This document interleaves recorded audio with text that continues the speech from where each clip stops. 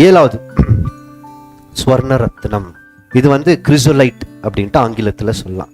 இந்த ஸ்வர்ண ரத்தினம் பார்க்கறதுக்கே அழகா இருக்கா? ஒரு மாதிரி மஞ்சள் நிறத்தில் இருக்கிற ஒரு கிரீன், yellowish கிரீன் அப்படின்னு சொல்லலாம். வெளிச்சம்னா என்ன? சத்திய வசனம்.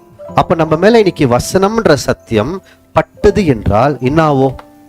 எல்லா பக்கமும் அந்த வெளிச்சம் பாயும்.